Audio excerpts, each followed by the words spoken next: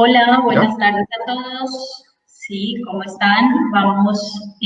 Bienvenidos al en vivo de Neuro en un minuto de este mes, el mes en que hemos tratado sobre las emociones. Inis nos invita entonces a que nos acompañen el día de hoy para hablar sobre las emociones con nuestro invitado, el doctor en psicología y maestro en neurociencias, Diego León. Vamos a estar hablando sobre varios temas importantes, entonces espero que estén muy activos, voy a estar muy pendiente de sus comentarios eh, para resolver las preguntas. Vamos a darle la bienvenida a Diego. Hola, María Cristina, ¿cómo estás? Muchas gracias Bien, por la Diego. invitación.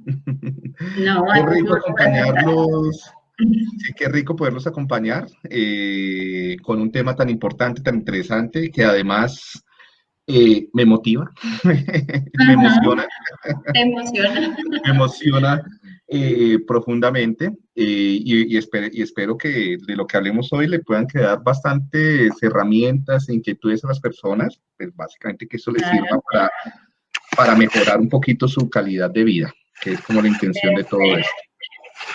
esto. Entonces, hemos tenido durante todo el mes, te cuento un poco lo que hacemos, durante Dale. todo el mes hemos tenido eh, el tema en las redes de INIS, el tema ha sido las emociones. Entonces, Ujú. básicamente hemos estado hablando de qué son las emociones, de cómo las experimentamos, las bases neuropsicológicas. Buenas tardes a todos los que se están conectando. Entonces, queremos hacer el día de hoy como una especie de resumen un poco de lo que hemos visto a lo largo de esta semana, hablando en términos muy comunes, y Ujú. contándole a la gente, y como tú dices, dándole herramientas, ya que hemos estado viviendo unas situaciones un poco difíciles últimamente por la pandemia y por diferentes razones. Entonces, creemos que es muy importante tener estrategias para poder gestionar nuestras emociones. Entonces, bienvenidos a todos los que se están conectando. Entonces, vamos a estar hablando, como les decía, de las emociones. Esperamos que estén muy atentos y nos hagan muchas preguntas. Entonces, Diego, me gustaría que nos cuentes un poquito sobre qué son las emociones. Creo que todas las experimentamos, todas las vivimos todos los días, son muy naturales para todos, pero a veces no tenemos muy claro qué son o cómo se viven. Bueno, Cris, pues eh, no es una pregunta fácil, pero bueno, hagámosla fácil, la respuesta. Uh -huh. Eh, much- eh, Básicamente, cuando hablamos de emociones, estamos refiriendo como a formas compartidas, ¿sí? O sea, que compartimos con las personas de nuestra cultura, de nuestra sociedad, ¿sí? Para entender experiencias vitales, ¿sí? Y esas formas de vivir, pues, incluyen cosas como cambios en el cuerpo, o sea, toda emoción tiene unos cambios en nuestro cuerpo, tiene unas formas, unas conductas que dependen de cada cultura, ¿sí? Y dentro de eso, pues, tiene que ver con cómo las expresamos, cómo nos comportamos, con qué intensidad, bueno, ¿sí? O sea, lo que hacemos con cada uno de los músculos de nuestro cuerpo, ya sea que nos demos o no nos demos cuenta o lo percibamos o no percibamos en los demás, o sea, todo esto, y tiene otras formas de interpretarse, de interpretar estos cambios, ¿no? Interpretar, por ejemplo, si se te acelera el corazón cuando ves a esa persona que te mueve el piso, entonces tú lo interpretas como, me atrae, ¿no? Como, ¿sí? Uh O, -huh. por ejemplo, si vas tarde para la cita o algo así, o entonces ya ahora ese aceleramiento del corazón lo vas a interpretar como eh, tengo estrés o estoy ansioso, ¿no? Entonces, tiene que ver con formas de interpretar los cambios del cuerpo y nuestro comportamiento que hemos aprendido o compartimos en nuestra cultura, ¿sí?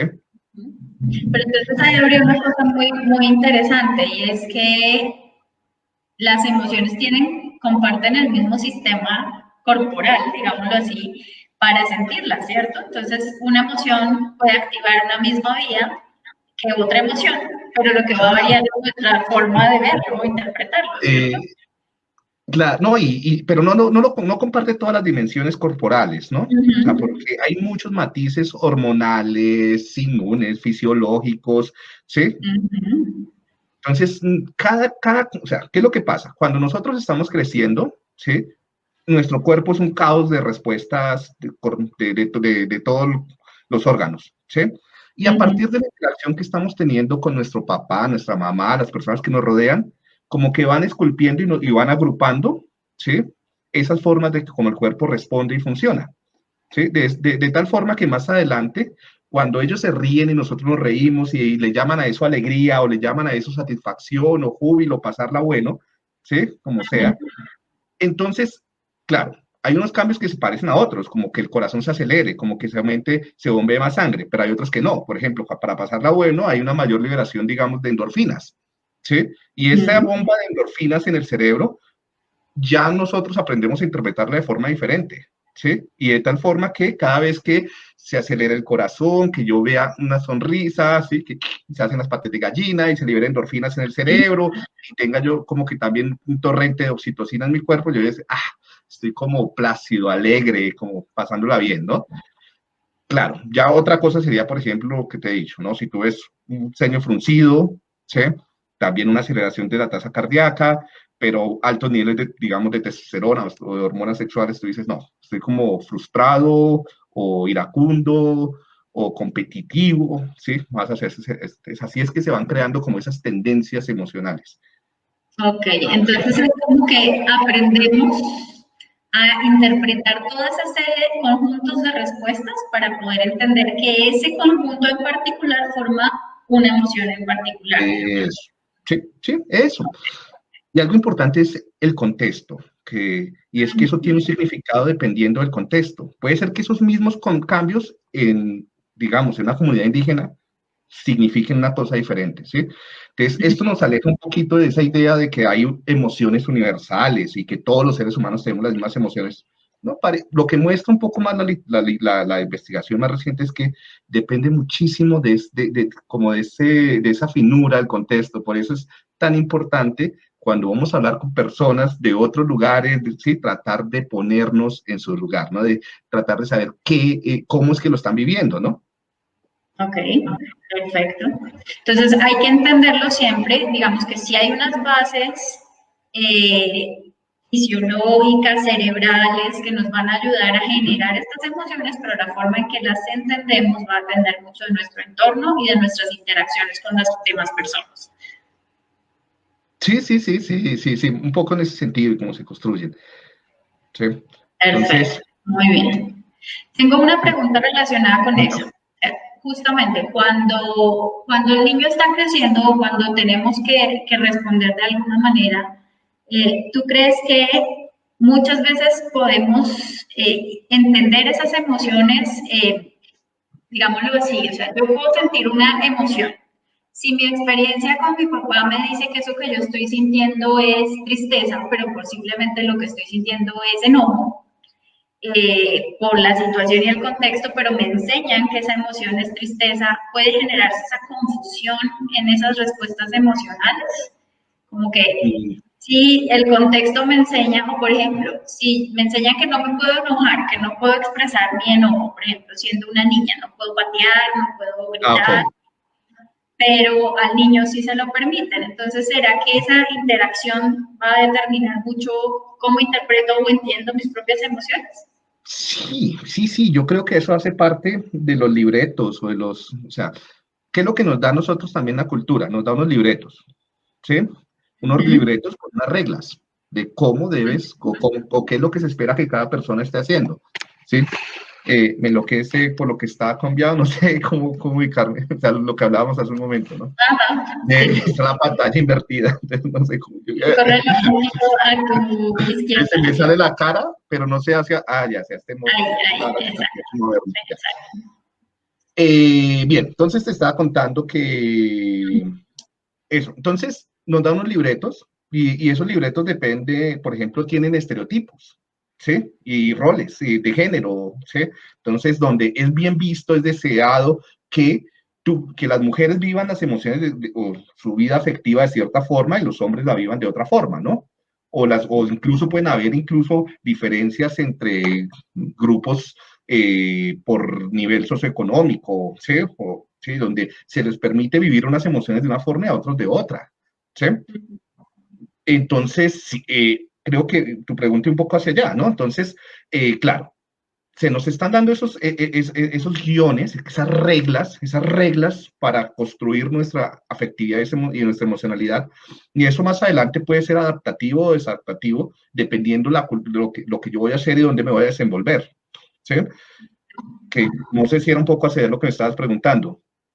Sí, digo que, por ejemplo, hay ocasiones, y va muy de mano de la pregunta que nos hace Mónica Orozco de por qué es tan difícil la gestión de las emociones en los adultos, o tan complejo, y va de la mano en el sentido de que muchas veces en nuestra interacción aprendemos como un set limitado de emociones, como de poderlas nombrar y reconocer, pero hay muchas otras emociones que muchas veces sentimos y no estamos muy seguros de cómo llamarlas, o cómo entenderlas, o cómo interpretarlas. Entonces nos vamos entre o que tengo rabia o que tengo tristeza, pero no todo lo que podría haber en medio. Sí, es mucho más complejo que las 6 básicas que siempre el cuento que nos echaron siempre, eso es mucho más complejo, ¿no? Y entenderlo, o sea, lo que llamamos la gran habilidad de la comprensión emocional, implica también, por ejemplo, entender qué genera, qué desencadena, cuál es la consecuencia esperable de una respuesta emocional, en qué escenarios se juegan qué roles emocionales. Tú no vives las emociones de la misma forma en tu casa, en tu empresa, en la calle, ¿sí? Entonces, como cualquier papel, nosotros somos actores de la vida, entonces nosotros actuamos dependiendo del escenario en el que estemos, ¿no? Incluyendo las emociones. Perfecto. Y esa regla. Bueno, algo sobre esto, el control emocional, Cris, es que hay diferentes mecanismos, estrategias, formas de controlar las emociones. Algo importante, el control emocional no es solamente inhibir o disminuir una emoción, el control emocional es también iniciarla, mantenerla, incrementarla o reducirla o atenuar, ¿sí? O acabarla, o sí, eliminarla. Entonces, porque casi siempre que hablan de control emocional como que solo se refieren a inhibirlas o disminuirlas, ¿no? También yo puedo trabajar en control emocional para vivir con más intensidad ciertas emociones, y eso es válido. Y yo creo que esa parte se nos olvida algunas veces. Y lo otro es que hay, dentro de múltiples estrategias, hay estrategias que son involuntarias, o sea, que tú no tienes que pensar en hacerlo, ¿sí? O sea, y que son las más eficientes, ¿no? En realidad, si yo quiero controlar muy bien mi vida emocional y afectiva, debería trabajar más en las estrategias involuntarias. Eso me genera menos estrés también. Sí, porque no tengo que estar consciente y verbalizando todo el tiempo, debo hacer, no. Claro. Ahora, de pronto, hablamos sobre alguna de estas estrategias. Listo. Si tienes una pregunta antes de que sigamos en este tema es, y muy relacionado con lo que estás diciendo y con las preguntas que vamos a hablar ahorita, es, ¿tú crees que hay emociones que sean negativas como tal? Yo creo que aquí hay que tener cuidado con las etiquetas que se le dan a las cosas, ¿no? Porque muchas veces genera sesgos, estereotipos de que porque negativo es como malo, ¿no? Y cuando en investigación se habla de emociones negativas o positivas, no es que sean buenas o malas, ¿sí? Es porque generan como en una dimensión de valencia, que la suelen llamar, entonces generan aversión o aproximación o evitación, pero no es que sean buenas o malas, esas ya hacia donde no debemos caer, o sea, no es que, o sea, tenemos que alejarnos del estereotipo medio hippie, medio de cuento de El hadas, blanco y ¿sí? negro. No, y el cuento de hadas donde solamente, o de revista como de estas, del cielo, donde tú vives al lado, sonriendo al lado de los leones y comiendo man. Esa es la vida. En realidad la vida es mucho más compleja y es un matiz de experiencias. Y uno tiene que aprender a disfrutarse tanto las experiencias, pues, ahí sí, que son aversivas como las que no son aversivas, o sea, las que se sienten desagradables como las que no se sienten tan agradables. Por ejemplo, sentir temor. Sentir temor no es agradable, pero es útil. Si tú no Claro. sientes temor, te vas a meter en muchos problemas en tu vida, ¿sí? Y es bueno, es más, tú te puedes disfrutar el temor en una montaña rusa o en un cine, ¿sí? Porque es un temor con control, ¿no? Entonces, el problema no es que sean emociones aversivas o placenteras, sino es que no son emociones controladas o descontroladas. ¿Sí? La Exacto. tristeza es muy importante. Si no hubiera tristeza, sería muy difícil generar amistad o relaciones de pareja o de familia. ¿Sí? Es más, uno muchas veces dice, pues me siento triste, pero bien, o sea, yo de esta salgo, ¿no? Entonces, lo puede hasta gozar. ¿Sí? O sea, después de que algo dice, Claro. ah, tuve la herramienta o fui tan fuerte para pararme, ¿no? Ahí se goza uno de la tristeza, o sea, ponerse. Es, el problema no es el tipo o la experiencia emocional. El problema es no controlarla, así sean las positivas, entre comillas. Una alegría desbordada y sin control, Se pues te puede convierte en llevar a... manino. Sí, Por ejemplo. sí, sí, sí, o facilita conductas de tipo adictivas, ¿sí? O Correcto. maníacas, ¿sí? Ajá. Claro. Correcto. Entonces lo que podríamos decir al respecto es que las emociones están ahí por algo, o sea, se han desarrollado evolutivamente y cumplen una función que nos permite en ciertos momentos ciertas cosas también. Sí, sí, tiene funciones sociales, vitales, ¿sí? O sea, vivir, Ujú. experimentar, darle sentido a nuestras emociones, hace parte de lo que somos, sí, hace parte de estar en el mundo social. Lo Claro. importante es sacarle provecho a esas experiencias para no enfermarnos. Entonces, ahí yo Ujú. creo que hacia dónde tiene que virar todo esto es qué tipo de, ahora sí, de roles, de vivencias emocionales, de libretos emocionales, son los que me permiten a mí tener mejor calidad de vida, mejor bienestar. Claro, claro. Estar alegre y satisfecho todo el tiempo no es el camino. Tener salud mental. Mónica Orozco nos pregunta, Diego, ¿por qué es tan complejo el proceso de gestión de las emociones en los adultos? Hola Mónica, gracias, gracias y gracias por tus cumplidos. ¿Sí? Acabas de hacer algo muy bueno para nuestra vida emocional, Ujú, darnos recompensas. Entonces, ujú. la pregunta era, ¿me repites la pregunta, Cris? ¿Por qué es tan complejo el Sí. proceso de gestión de las emociones en los adultos? ¿Será que a los Mm, adultos nos cuesta más regular nuestras emociones? yo no sé si sea complejo, o sea, yo no sé si sea más complejo que en otros momentos de la vida, ¿sí? Ujú. Eh, bueno, de pronto hay que mirar un poco más a qué se refieren, ¿no? Hay muchos factores, eso sí, pues, bueno, la vida de los niños en algunos momentos puede resultar un poco más simple porque hay menos auto o observación, ¿sí? O sea, como que se reflexiona menos en algunas situaciones, a los niños más pequeños, ¿sí? Sobre sí mismos y sobre cómo están viviendo. Pero yo creo que eso no es solamente los adultos, sino cómo nos dice la cultura que tenemos que ser adultos. Yo creo que se nos exige mucho valorarnos, ¿no? O sea, incluso parte de los modelos educativos. Yo creo que en esta cultura se le da demasiado énfasis yo lo llamo al parqueadero, ¿no? A los autos. ¿Sí? Pues, porque es una cultura basada en el yo, ¿sí? Es una cultura basada en el sí mismo, basada en la competencia. Entonces, a muchas personas, incluso yo creo que eso es algo muy negativo de la famosa psicología positiva, ¿no? Y es que favorece ese autodiagnóstico permanente. Estar demasiado centrado en uno mismo y evaluándose todo el tiempo y revisándose cómo está viviendo puede generar ansiedad. Pues muchas veces no es tan eficiente, por eso decía, muchas veces se vive mejor sin estarse haciendo tantos autodiagnósticos, ¿sí? Teniendo hábitos saludables, cambiando el ambiente, vivir, o sea, es más fácil la regulación involuntaria, que era hacia donde estaba hablando hace rato, que la regulación voluntaria. Entonces, realizar una regulación voluntaria de las emociones no es tan fácil y requiere entrenamiento desde niño. Y si de adulto se nos está pidiendo que voluntariamente todo el tiempo estemos controlando nuestras emociones y si no, se nos está dando como que mucha retroalimentación de que estamos mal, eso nos puede llevar a comenzar de pronto a enfermarnos emocional, mentalmente, ¿sí? Entonces, no sé si es hacia donde me hable Mónica un poquito. Yo creo que un poco la pregunta de Mónica va hacia esa exigencia que se nos hace a los adultos, digámoslo así. A los niños les pasamos un poco más ciertas respuestas o ciertas formas de actuación, pero a los adultos se nos exige primero lo que tú decías de este modelo positivista de tengo que ser feliz y si no soy feliz es mi culpa, además me está poniendo una carga de extra.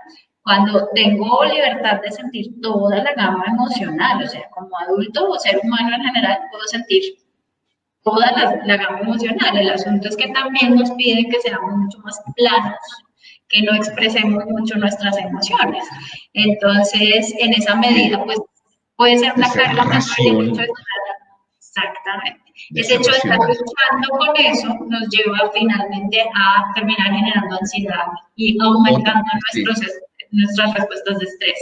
Otra cosa que le aumenta complejidad es que las exigencias son diferentes en cada contexto, ¿no? Entonces, por ejemplo, si tú eres un adulto, se te exige una cosa en el bus, en el carro, en la conducción, luego otra cosa cuando llegas al lugar de trabajo, luego otra cosa en la familia. Entonces, tú tienes que aprender a dominar tantos roles, con tantas reglas, ¿sí? Porque, y además te están evaluando y te están, eso puede generar también bastante estrés, ¿no? Entonces, sí, las emociones están ligadas a estereotipos y roles de género. Entonces, eso hace que para algunas personas, no para tantos, para algunas personas sea mucho más difícil poder controlar tantas cosas, o sea, poder controlarlo voluntariamente, ¿no? O sea, poder tener tanto en su cabeza, ¿sí? Además de la exigencia laboral, personal, familiar y demás, se le exige estar vigilando su conducta toda hora. Para unas personas es más difícil que para otras. Es una exigencia de sobreproducción, ¿no? Entonces tenemos que ser productivos todo el tiempo y tenemos que cumplir todos los estándares en todas las áreas de la vida y por eso a veces también, lo decíamos hace un rato, ligado a lo que dice Mónica sobre los roles, de las mujeres, por ejemplo, podemos ser más emocionales en ciertas medidas y podemos llorar o como tú dices, ser histérica, aunque ese concepto está bastante revaluado, pero podemos ser más emocionales, podemos expresar una gama más amplia de emociones, mientras que a los hombres les validan la agresión, por ejemplo, el enojo, pero no les damos o el galanteo, la coquetería, o los deseos. Exacto, pero no les damos opciones de expresar otras emociones y por eso tenemos altas tasas de conductas de lesión, de suicidio en el grupo masculino. Nos pregunta Luisa Fernanda, hola Lu, ¿qué herramientas nos podemos recomendar para el manejo emocional en la etapa infantil? Sí. Algo que yo quería mencionar antes de cerrar esto, de lo que estamos hablando ahorita, y es otro de esos, de los elementos que está aumentando la complejidad de la regulación emocional, son las redes sociales, ¿sí? Que las redes sociales en algunos momentos están siendo bastante nocivas para la salud mental de las personas, porque están vendiendo escenarios utópicos, unas medidas, unos estándares afectivos, sociales, económicos, que es muy difícil satisfacer y te estás comparando todo el tiempo y todo. Sí, esto, o sea, explotó, ¿sí? Y a algunas personas les afecta más que a otras, pero sí, yo creo que en un futuro eso también tiene que ser regulado. Hola Luisa, ¿cómo? Qué bueno que estés por acá. Yo creo, bueno, estrategias para el manejo emocional. Creo que esto va de la mano de lo que estabas hablando, Diego, porque él también nos dice aquí más adelante que es muy relevante saber sobre las herramientas involuntarias. Entonces, como creo que desde niños empezamos, pero ¿qué estrategias podemos usar o por lo menos resumir aquí un poquito? Hacia allá iba yo un poquito y es que tengamos en cuenta la edad, ¿sí? Porque los niños, la infancia es una cosa muy larga, es diferente hablar de un bebé hablar de un niño de 5, de 10, o ya un preadolescente o un adolescente, ¿sí?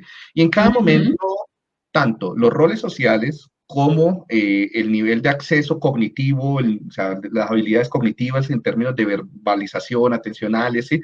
Todo eso va a cambiar lo que se puede hacer y lo que se puede desarrollar. ¿Sí? Es bueno hablarlo en términos de habilidades emocionales o del desarrollo de habilidades emocionales o competencias emocionales, mejor dicho. Entonces, Comencemos con las involuntarias que se pueden trabajar desde niños muy pequeños, ¿sí? Desde bebés.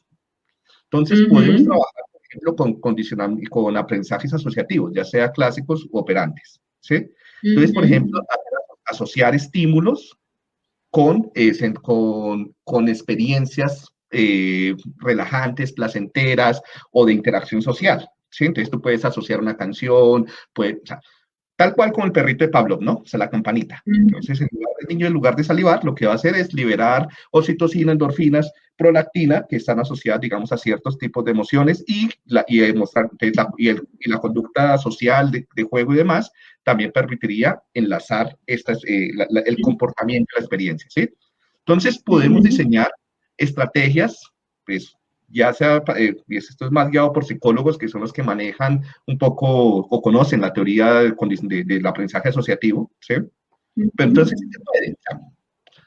Para los padres, y en palabras sencillas, es tener estímulos, ya sean auditivos, táctiles, sensoriales, propioceptivos, cualquier tipo de estímulo, y tratar de presentarlos siempre acompañado de experiencias gratificantes, experiencias como juego, ¿sí? Como la lactancia, ¿sí? Entonces, cuando se lacta, entonces, más adelante, por ejemplo, cuando el niño esté llorando mucho, cuando haya estrés, incluso pueden pasar años, volver a presentar esos estilos, esa canción, esa expresión facial, esa mantica, ¿sí? Esa habitación, porque también se condiciona el lugar donde se habita. Solamente presentar ese estímulo va a desencadenar la reacción fisiológica que facilita esa emoción. Por ejemplo, calma. Por ejemplo, amor o socialización o bienestar. ¿Sí? Claro. Eso es una estrategia muy simple y lo podemos hacer. Y lo otro, detectar, por ejemplo, los condicionamientos de las emociones aversivas, ¿no? Para tratar de controlarlos, porque, por ejemplo, puede ser que se cayó de la cama o algo así el niño, y entonces cada vez que está en esa habitación llora, porque asoció, digamos, un juguete, el reloj, el televisor, la cama, la cobija, lo que sea, o un sonido, ¿sí? Claro. También se puede hacer condicionamiento operante, ¿sí? A través de consecuencias. Eso es involuntario, ¿no?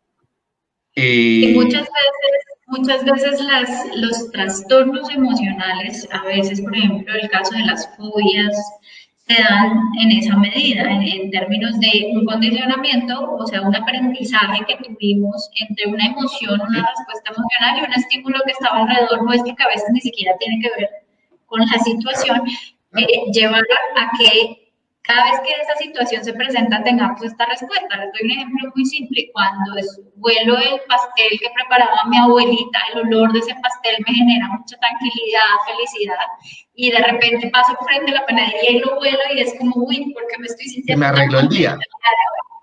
Sí. Y no nos damos cuenta. No nos damos cuenta. Porque, y eso son memorias muy grabadas por allá en nuestro sistema límbico, en los huesos, fuertes que no son fácilmente extinguibles. ¿Sí? Esas memorias son difícilmente extinguibles, tanto las buenas como las malas. O sea, y son memorias implícitas, no son recuerdos, son formas como el cuerpo responde. Pero mira que habría una cosa importante antes de que sigas con el siguiente punto, es el papel de los papás, ¿no? O sea, el niño no es consciente, no lo está haciendo voluntariamente, pero el padre sí lo puede generar voluntariamente. Claro, y entonces tú puedes hacer un taller con padres enseñándoles a controlar ese tipo de cosas. No es hacer los psicólogos, es darles herramientas para que ellos los puedan manipular más fácilmente. Es manipulación también ambiental un poco, ¿no?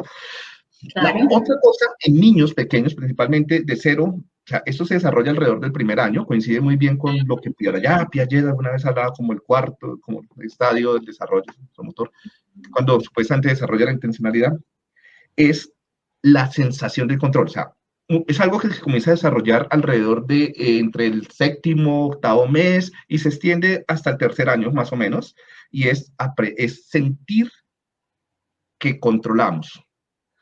Algunos lo llaman agencia, la sensación de agencia está vinculado. ¿Cómo se desarrolla esa sensación de que tenemos control de nosotros y de nuestro ambiente? Es fundamental para más adelante aprender a controlar el estrés, ¿sí? O la ansiedad o lo que sea.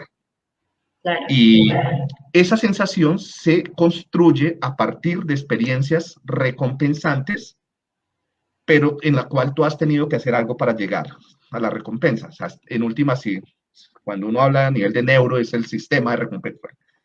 Pero, por ejemplo, es no facilitando todo tan fácilmente, sino que el niño tenga que moverse, tenga que incluso estresarse un poco. El estrés no es malo, desde que sea controlable. O sea, tú generas una situación de estrés, de exigencia, en la cual él tenga las herramientas para poder salir adelante. Cada vez que se supera una situación de exigencia o de estrés, se fortalece la sensación de control. ¿Qué es lo Correcto. Entonces ahí meto un tip importante para los papás, y es que muchas veces, y lo digo porque en consulta clínicamente nos dicen mucho el tiempo dos cosas. Una es las pataletas del niño, por ejemplo, al no obtener lo que quiere, y la otra es como los papás que hacen todo por sus hijos, o sea, todo el tiempo. Entonces el niño ni siquiera tiene que tener hambre porque ya le están dando de comer. Y entonces, ¿qué se crea ahí? Yo no puedo. Son niños que más adelante, muchas veces, el pensamiento involuntario que se los va a acompañar toda su vida en todo lo que hagan es, yo no puedo, o no soy capaz. No tienen control, no tienen O sea, control. si tú quieres, esas cosas como la autoestima, ¿no? Eso es el fundamento. Eso no se construye con pensamientos, eso no se construye, sí, mirándose al espejo y yo soy bonito y yo soy capaz. No, eso se construye de la experiencia cotidiana desde la infancia, superando desafíos. Que es completamente diferente a las posturas de la psicología positiva. Claro. Sí, de los libros de autoayuda y ese tipo de cosas. ¿Sí? Esto va por... Sí. La frustración nos hace generar estrategias de afrontamiento, o sea, nos ayuda a tener un repertorio amplio para poder enfrentar las cosas que se nos puedan presentar en la vida. Claro, claro, pero algo importante es que tú, eso es implícito, tú sientes que sí puedes, o sea, tú lo sientes, o sea, y esa sensación de control no es fácil construirla, por eso hay que orientar a los padres desde el primer año a que acompañen a construir la sensación de control, ¿no? Y siento que muy de la mano con lo que decía Mónica, hay que, uno cuando va a ser papá, tiene que entrenarse a uno mismo para poder manejar las respuestas de sus hijos, porque muchas veces nos desesperamos o nos enojamos o ya llegamos al punto que no sabemos qué hacer. Entonces, también hay que ayudar a los papás a que generen esas habilidades Claro, para que puedan desarrollar. entrenarlos, ellos no, entrenarlos. Mira, si tú comienzas a mirar como antropológicamente, hay muchas estrategias que hacían las abuelas, las tías, y se las transmitían a su familia en esas pautas de crianza ancestrales que se iban transmitiendo y eran eficientes, ¿no? Todo eso se ha perdido porque ahora los padres son padres sin saber ser padres y sin tener el acompañamiento, ¿sí? Entonces ahí es donde lo que tú haces, todo esto es tan importante y hay que generar pues ya un poco más talleres más profundizados para poder enseñar estas cosas, ¿no? Otras cosas para responderle rápidamente a Luisa sobre qué hacer, sobre qué hacer. Entonces, por ejemplo, cambiar el ambiente. Esto es involuntario, pero es fundamental, ¿sí? O sea, cambiar el ambiente para aumentar o disminuir la probabilidad de tener ciertas emociones. O sea, cuando se activan, hay emociones que son rivales. Si tú sientes amor y confianza hacia alguien, no sientes miedo. Entonces, esos son antagónicos. Fisiológicamente, son dos emociones antagónicas. La de cuidar y sentirse cuidado y la de sentirse amenazado. ¿Sí? Entonces, yo puedo generar hogares, aulas o consultorios seguros, ¿sí? O sea, que generen sensaciones de seguridad y de cuidado que rivalicen con las sensaciones de frustración, ansiedad o temor o estrés. Y con eso me aumenta, o sea, eso se puede hacer. Claro, ¿Sí? sabes que me haces pensar mucho en los hogares de paso, o sea, en los hogares, por ejemplo, de restitución de derechos en los niños en el Instituto Colombiano de Bienestar Familiar, los hogares de cuidado, los jardines infantiles incluso, de cómo generamos estos espacios de seguridad para los niños, porque si yo estoy en un ambiente seguro, aprender va a ser mucho más fácil, por ejemplo. O muchas familias colombianas, y más ahora en la época de la pandemia, ¿sí? Donde se dispararon los indicadores de violencia y maltrato. Doméstica. Nivel de estrés. O sea, ¿qué es lo que pasa? Mira, hay emociones que facilitan otras emociones. Por ejemplo, si tú estás en una condición de estrés y de ansiedad, facilitas emociones o de agresividad o de tristeza, o de ya, sí. Claro. Y una emoción lleva a la otra y eso se van retroalimentando y engendrando. Entonces, es más posible que tú golpes a alguien o que agredas a tus hijos, a tu familia, o los maltrates, o los regañes, o, ¿sí? O haya abuso, si Ujú. hay ansiedad. Y el COVID nos generó mucha ansiedad a todos, por el aislamiento social, el trabajo, la economía, una cantidad de cosas, ¿no? Entonces, ahí es donde tengo que aprender a modificar el lugar donde estoy. Y ahí sí debo ser consciente y debo tratar de hacer un acompañamiento a las personas para que modifiquen las interacciones. Cuando digo, hablo del ambiente, no solamente es como los objetos, también son los objetos, pero también son Ujú. las relaciones sociales. Es cómo nos vinculamos, qué nos decimos, cómo comemos, qué comemos, ¿sí? Todo eso yo lo puedo comenzar a manipular para generar como una disposición, o sea, como que sea más fácil sentirnos bien que agredirnos. Sea más Claro. fácil amarnos que golpearnos, ¿sí? Entonces, en eso también se puede trabajar cuando hablaban de esto de lo involuntario, ¿no?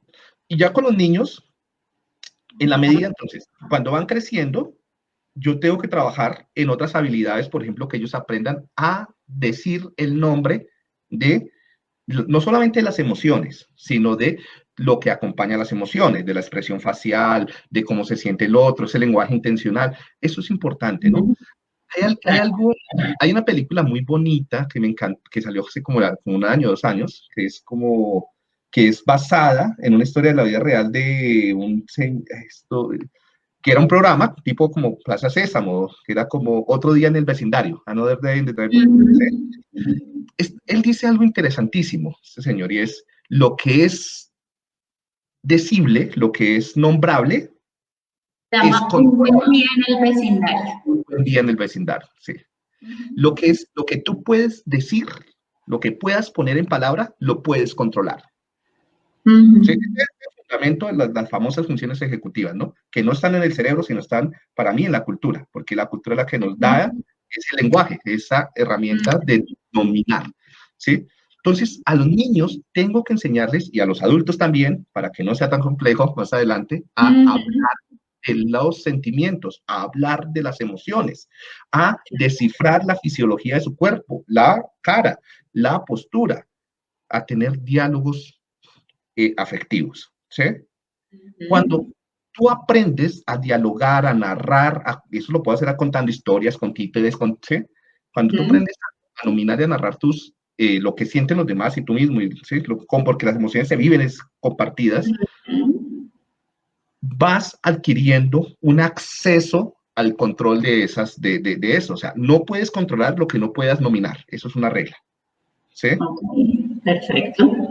Entonces, Listo. Hay una pregunta que tiene que ver con esta interpretación que hacemos de las emociones. Marco Martínez nos pregunta, ¿las emociones mal interpretadas llevan a la adicción? no entiendo Tiene muy que ver bien. con lo que estabas diciendo al comienzo de que una manía, por ejemplo, o una alegría excesiva puede ponernos en riesgo para conductas de adicción, por ejemplo. Sí, yo no creo que es que se interpreten mal, ¿sí? Porque, o sea, la emoción es lo que tú interpretas. O sea, no es que se interpreten bien o mal, Ujú. porque es lo que tú interpretas o lo que te enseñó a interpretar tu cultura, ¿sí? ¿Qué es lo que puede favorecer o no la adicción?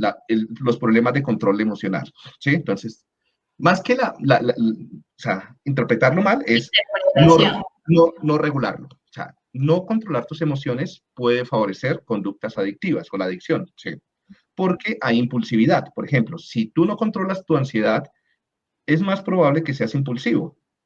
Y un gran paso o algo que sostiene casi todas las conductas adictivas, ya sea a Internet o ya sea al sexo, o a la comida, o a las drogas, o al cigarrillo, o al alcohol, ¿sí? Es Ujú. la impulsividad, ¿sí? Claro, el problema es que el mismo objeto de adicción genera ansiedad, entonces aumenta la impulsividad, entonces se vuelve el círculo vicioso del consumo, ¿no? Entonces ahí ya viene el problema de adicción, que es cuando se pierde el control del consumo. ¿Qué otra cosa puede generar que también favorece? Si tú no controlas las ganas de, ¿sí? Ujú. Y no controlar las ganas de es muchas veces si tú no, pues, has vivido en un mundo de placeres, ¿no? Donde todo lo tienes, ¿sí? O sea, donde tiendes a buscar demasiadas recompensas porque tú desde niños has tenido acceso fácilmente a recompensas. Entonces también esa... Lo que llamaríamos desde los modelos conductuales la conducta autocontrol por estímulos a largo plazo, digámoslo así, recompensas a ¿sí? largo plazo. No hay No autocontrol. hay. No habría exactamente. ¿Sí? Entonces, eso. Entonces, lo que favorece la adicción, no más que una mala interpretación, es no tener habilidades o estrategias para controlar cómo te sientes. Perfecto. Entonces, el asunto es que volvemos al punto inicial de las emociones dependen mucho, como tú dices, se viven en el conjunto de las experiencias que hemos tenido. O sea, aprenden a interpretar, se aprenden a valorar e incluso se aprenden a sentir en términos de reconocerlas, de identificarlas en esa interacción. Desde nuestros cuidadores iniciales hasta la interacción que tenemos con nuestros pares en el trabajo, nuestra pareja, entonces, es realmente importante decir que sí podemos encontrar cómo hacer para regular esas emociones. Por ejemplo, cómo podemos sentir y regular las emociones cuando somos adultos, porque digamos que estamos viendo estrategias que podemos trabajar desde niños, Sí. pero cuando ya es un adulto mayor o un adulto grande, un adulto joven, ¿qué hacemos? ¿Cómo regulamos o podemos volver a esas estrategias de autocontrol o de control involuntario? Sí, sí, siguen. Yo creo que es lo más sencillo, ¿no? O sea, lo más eficiente va a ser trabajar sobre las estrategias como pasivas o sobre los factores regulares como involuntarios, ¿sí? Porque están presentes, ¿no? Entonces, comenzando, por ejemplo, por que el lugar en el que yo habito o trabajo o me desenvuelvo sea un lugar saludable, ¿sí? O sea, que hayan personas que me miren, que me sonrían, que comer bien, tener un acceso a luz solar diario adecuado, no estar mucho tiempo frente a la luz, a las pantallas, dormir bien, reducir el consumo de grasas y de azúcares, aumentar el consumo de fibra y vegetales.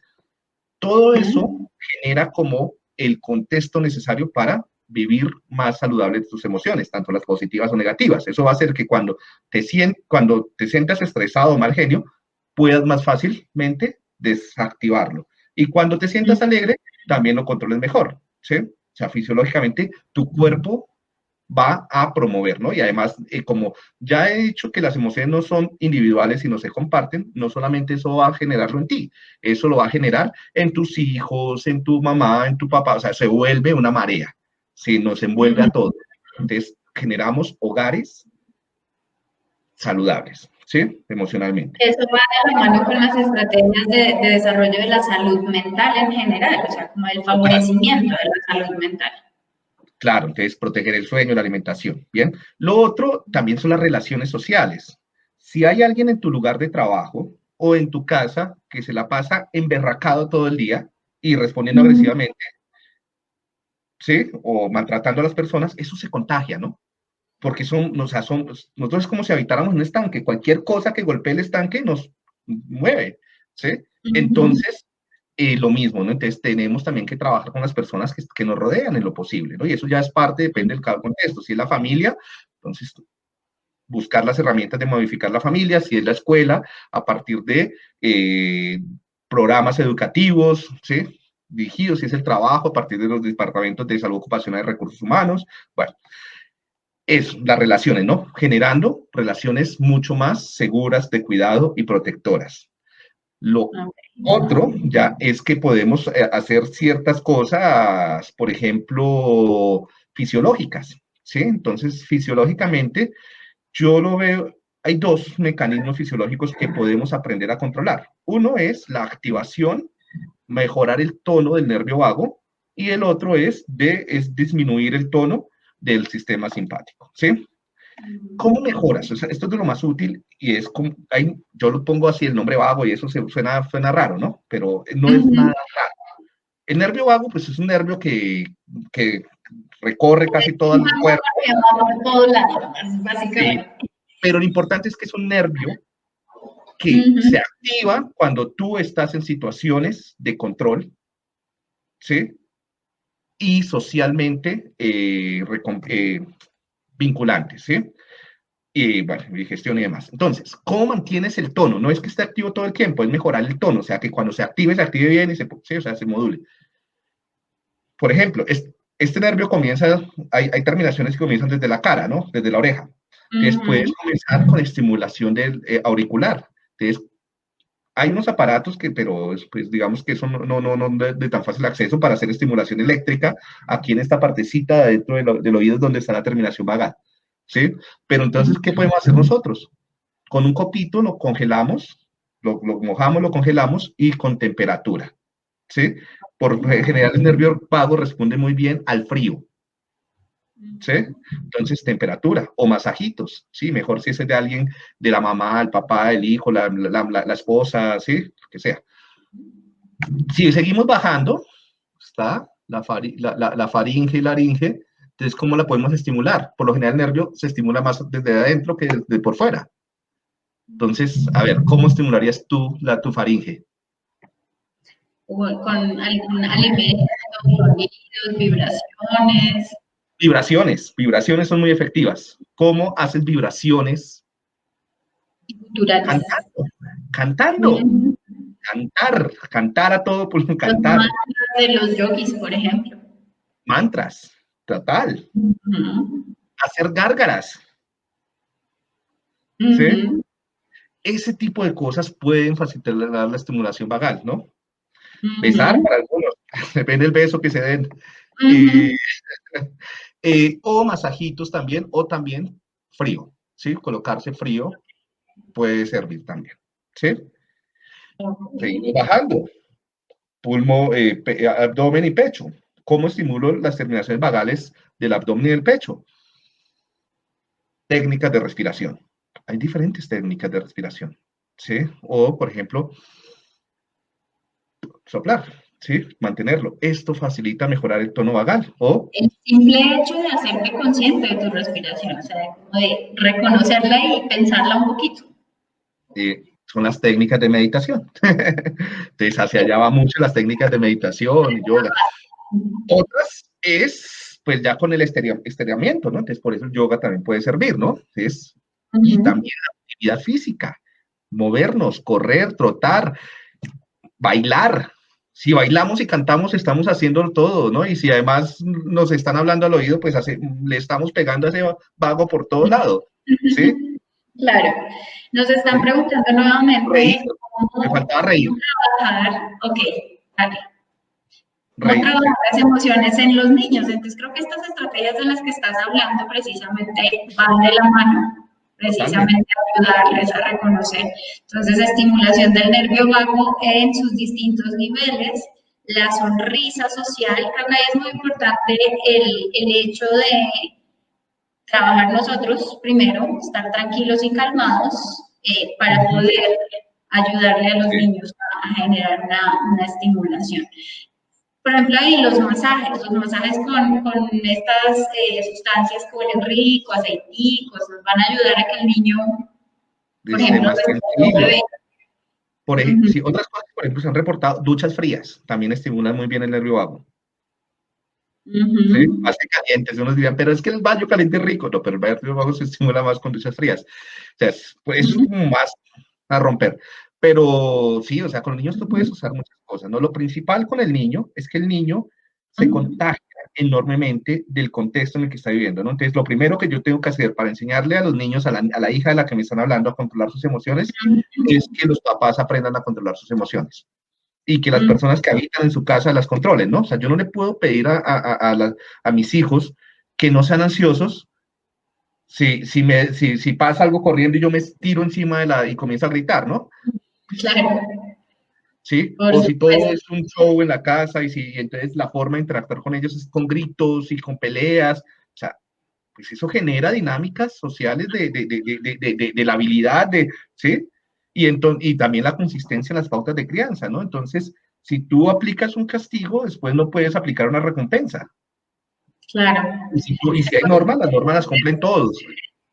Pero mira que hay una cosa relacionada con ese control involuntario del que hablabas. O sea, si yo veo a mi mamá gritando porque pasó, no sé, una cucaracha, y después me dice, no le tienes que tener miedo a los insectos, pues ya hice un aprendizaje involuntario condicionado que va a hacer que yo vea un insecto y salga a Sí, correr.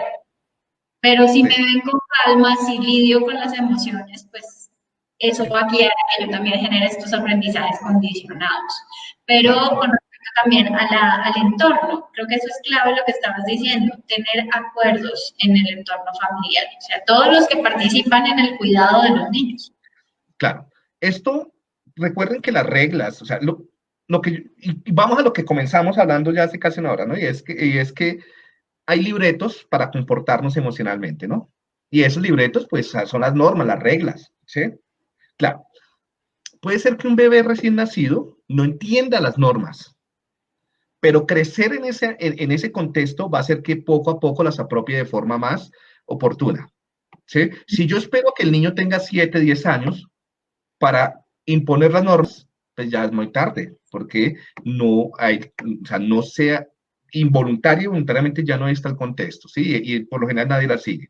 Entonces yo creo que sí deben haber acuerdos entre todos, por ejemplo, de no levantarnos la voz, de respetarnos, de horas de dormida, de horas de uso de las redes sociales, de horas de uso de los dispositivos, De las pantallas. de las pantallas que afectan tanto para la comida, o sea, tú no le puedes decir al niño, o sea, eh, Hoy comemos no, a las 7 y mañana a las 10 de la noche. sí, o tú tienes que tomar sopa, pero yo no, ¿sí? Tú Ujú. comes verduras, pero no, porque tú estás en crecimiento y yo, o sea, o sea, hay que vivirlo, o sea, esto se comparte entre todos, ¿no? ¿Sí? Hay que ser Eh, y sí, entonces hay que ser consistente, ¿sí? Y vamos cerrando. Tenemos una última pregunta que es la de David Dueñas. ¿Hay emociones que sean heredadas? ¿Qué hubo, Da Vinci, mi sobrino? Mm, Eh, no, o sea, sí, sí, sí, qué pena. Hay que definir bien el concepto de herencia, porque confundimos herencia con genética y herencia no es genética, ¿no? O sea, no todo lo que se hereda se transmite a través de los genes. O sea, ¿qué es ujú, heredado? Heredado es que se transmite de una generación a otra, ¿sí? Y, ujú. de acuerdo a lo que yo he dicho, si las emociones son culturalmente determinadas, pues todas las emociones son heredadas. Y si también se construyen y se aprenden y emergen en las relaciones de la familia, pues esas relaciones de la familia son el producto también de lo que vivieron mis papás con mis abuelos y demás. Entonces, sí, se van transmitiendo generación tras generación, pero no en los genes, Ujú. sino en las formas de vivir, pero además también hay otros condiciones, otros factores que se transmiten entre las generaciones que generan probabilidades para vivir de una u otra forma, o sea, que seas más impulsivo, que seas más ansioso. Por ejemplo, las marcas epigenéticas, ¿sí? Ujú. Entonces, sí, por ejemplo, las víctimas del Pero conflicto ¿qué armado, del es lo maltrato, epigenético? O sea, contémosle a la gente un poquito, así chiquito, ¿qué es lo epigenético? mira, hacia allá iba, ¿sí? Entonces, Ujú. están, cada célula adentro tiene, pues, un material, el ADN, ¿no? Un material genético. Y para que funcione nuestro cuerpo, se tienen que activar y desactivar esos genes, esos que están allá en el núcleo de cada célula, ¿sí? Entonces, digamos en el cerebro, para que tú puedas sentirte alegre, tus neuronas, algunas neuronas tienen que liberar una cosa llamada endorfinas y otras tienen que tener los receptores para que esa endorfina se una, ¿sí? O oxitocina y para que se una, ¿listo? ¿Cómo se producen esas moléculas? A través de genes que se activan y se desactivan, ¿sí?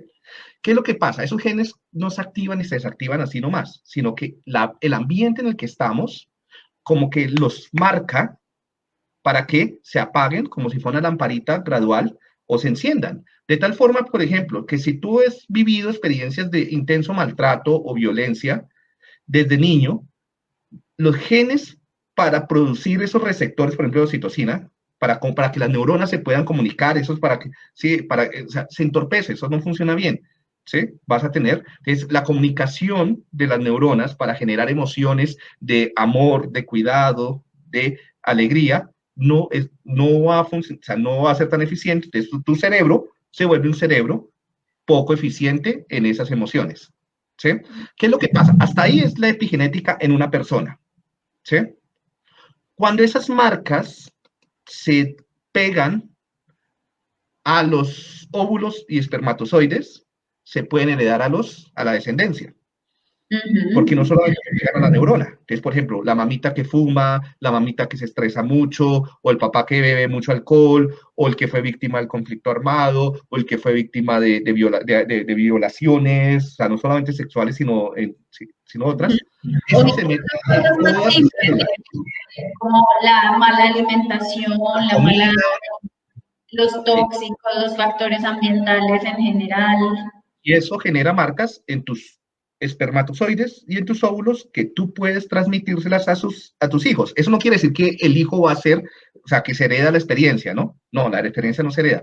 Lo que se hereda es una probabilidad. O sea, eso va a hacer que tu hijo sea más o menos probable ansioso, o más o menos probable y tendencias a la adicción, o más o menos probable depresivo, ¿sí? Y Dependiendo de lo que él así como se transmite ese riesgo, también podemos transmitir factores de protección. protección. Si yo En tengo eso, un estilo de vida muy saludable y voy a tener descendencia, es probable que mis hijos, por ejemplo, tengan menos riesgo de desarrollar diabetes o cosas así.